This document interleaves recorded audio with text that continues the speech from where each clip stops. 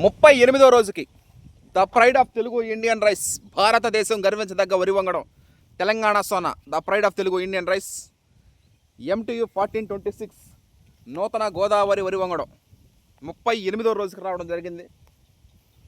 38 రోజులు, ఇక 82 రోజులు తాలిన తర్వాత వరి కోతలు.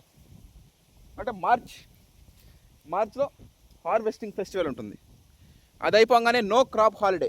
అది అయిపోగానే శ్రీకాకుళం జిల్లా రాగోలు వరి పరిశోధనా స్థానంలో వెలువడించినటువంటి RGL 7034 చిట్టి ముత్యాలు మరియు NLR 34449 నెల్లూరు మసూరి, ఈ 2 వరి రకాలు సంకరపరిచి తీసినటువంటి వరి వంగడం. అది శ్రీకాకుళం జిల్లా RGL 7034 అనే వరి వంగడం మనం ఖరీఫ్ సీజన్లో వేయడం జరుగుతుంది. No crop holiday.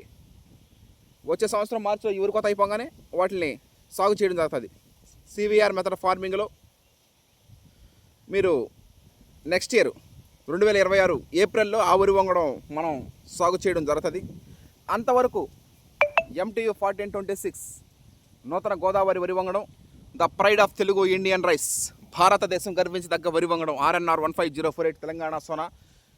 ఇంకొక 82 రోజుల్లో ఈ వరి సాగు ప్రక్రియ ముగుస్తుంది.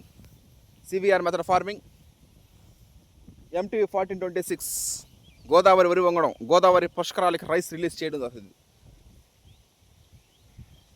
ఇది RNR 15048 Telangana Sona, the pride of Telugu Indian rice.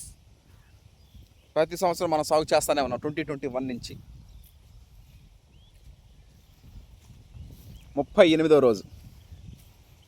Okay, thank you.